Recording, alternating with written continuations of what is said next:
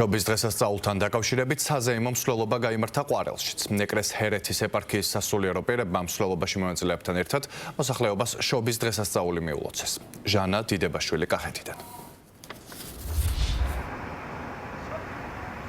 ქრისტეშობის დღესასწაულთან დაკავშირებით საზეიმო განწყობაა ყვარელში, საიდანაც ახლა ჩვენ გიერთდებით დილიდან ქალაქის ცენტრალურ ქუჩაზე შეიკრიბნენ მომლოცველები და მგალობლები საერო და სასულიერო პირებთან ერთად და როგორც თქვენ ახლა ხედავთ, მთავარ გამზირზე მიმდინარეობს საზეიმო მსვლელობა.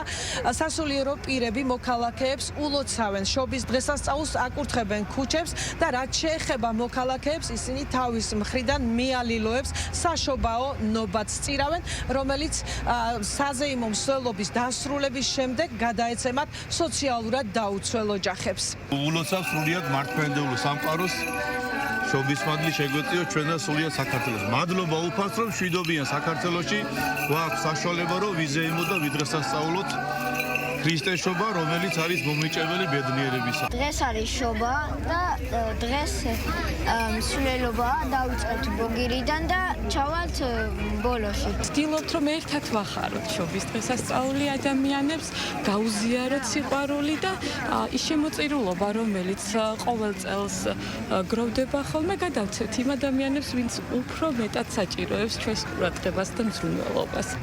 ყვარლის გარდა კახეთის რეგიონში საშობაო ალილო და საზეიმო მსვლელობა მიმდინარეობს ქალაქ გურჯაანში.